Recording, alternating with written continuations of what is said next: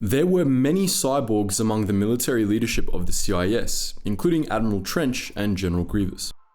The extensive cybernetic reconstruction these beings underwent made them perfect fits for the droid army they commanded, and their cyborg nature made their enemies on the loyalist side hate droids all the more. The Republic hero we'll be talking about today was one such droid hater once, before he himself ended up being rebuilt with super battle droid parts after the Clone Wars. His name was Cligson, and in this video, we'll be telling his story.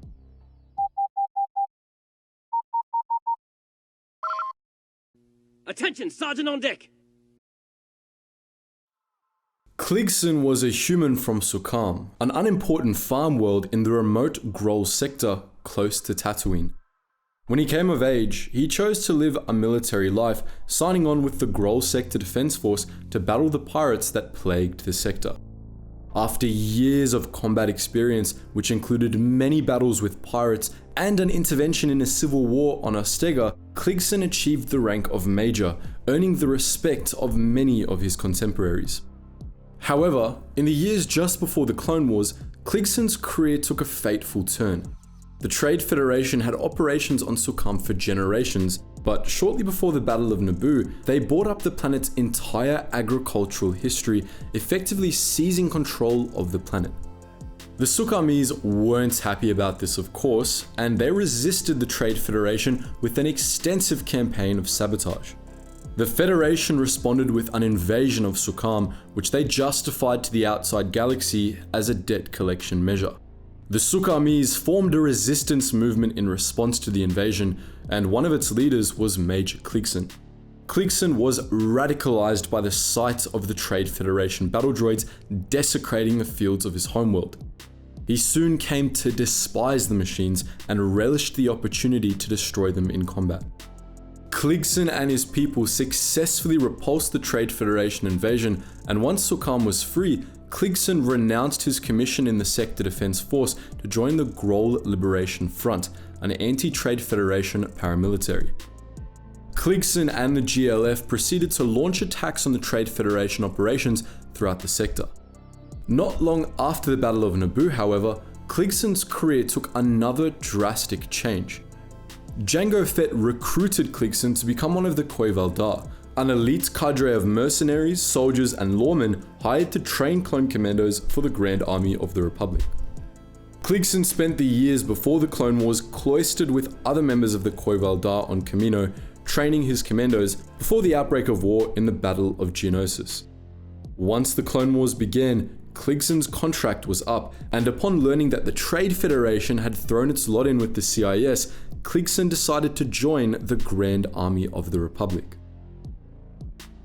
Always eager to smash up some more Trade Federation battle droids, Cligson fought as one of the Grand Army's few non-clone officers participating in a number of crucial battles. Some of his most notable battles were fought on Sluis Van and Pre Sitlan, far from his native sector, but it's possible that he did some fighting back home as well. In any event, the Grol sector saw plenty of fierce fighting during the Clone Wars. Coreward of the Grol sector lay Ord Padron and the Republic's Midrim holdings, while rimward lay Siskine and Hypori, systems home to the Separatists' greatest droid factories. The sector was split down the middle for much of the war, and by the time the conflict ended, the whole region was littered with destroyed droids and derelict warships.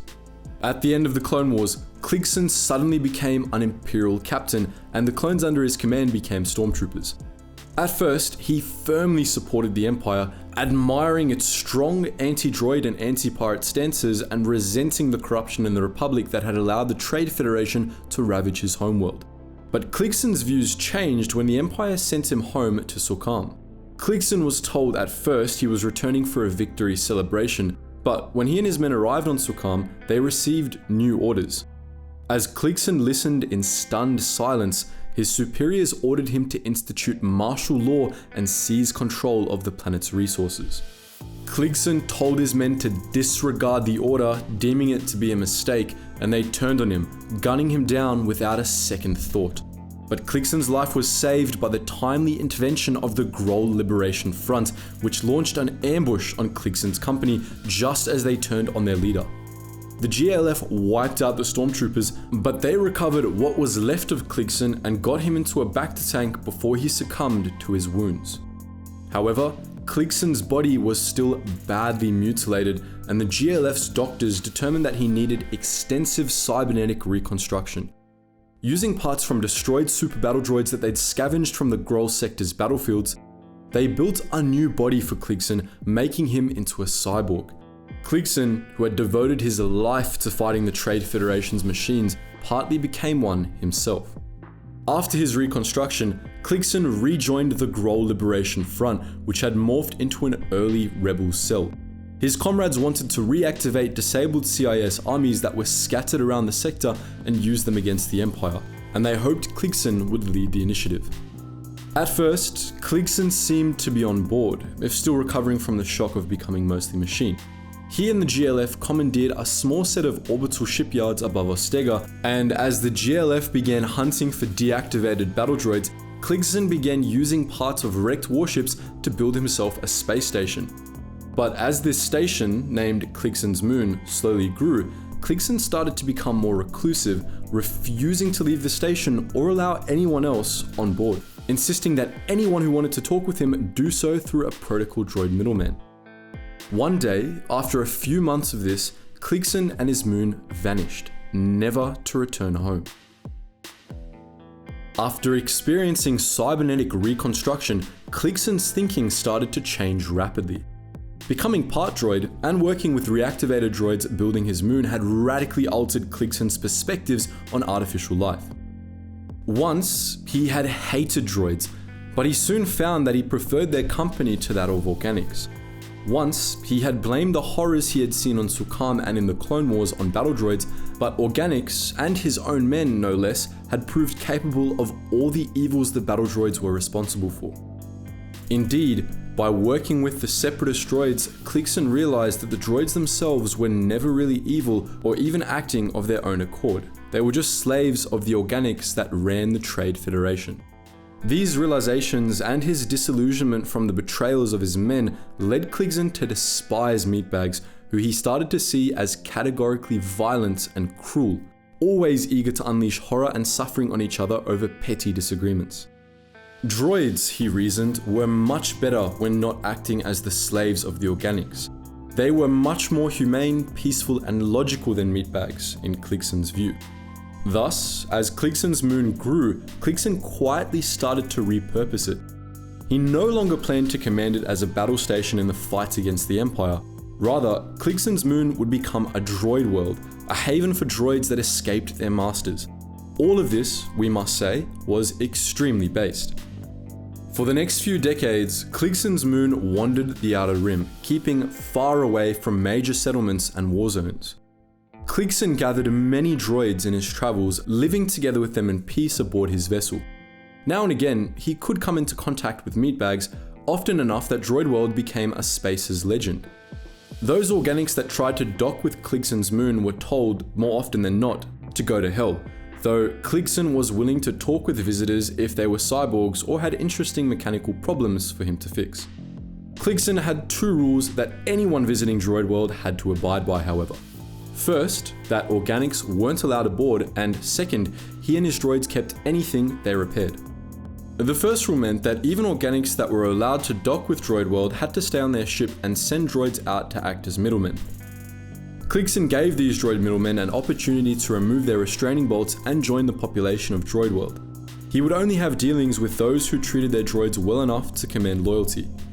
Even though Cligson hated the Empire, he refused to get involved in the Galactic Civil War when it erupted, seeing the conflict as a meatbags affair. In 3 ABY, however, Droid World briefly became a flashpoint in the conflict. One of Cligson's closest friends, a discarded Imperial battle droid named ZX3, secretly started planning to overthrow Cligson and rule Droid World for the Empire. Around the same time, Luke Skywalker reached out to Cligson, sending C-3PO and R2-D2 aboard to ask for help in restoring a captured Imperial warbot. Cligson, who had become aware of ZX3's plans, used the rebel droids to provoke the battle droid into making a move. A short battle between ZX3 and his Imperial sympathizers and Cligson's loyalists ensued, and Cligson and his droids came out on top in the end. After the fighting was over, Cleegson grieved for the loss of ZX3 and the droids that had followed him, blaming their corruption on organic influence. He helped Skywalker get what he wanted out of the Imperial Warbot, convinced of his goodwill by R2 and 3PO's loyalty to their master. But once his business with the rebels was finished, Cleegson headed deeper into unknown space, determined to get even further from the war.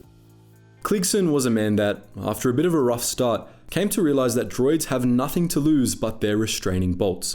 But what do you think? Are you as based as Cleegson? Spam the comments with Roger if so. As always guys, thank you so much for watching, and I hope to see you in the next video.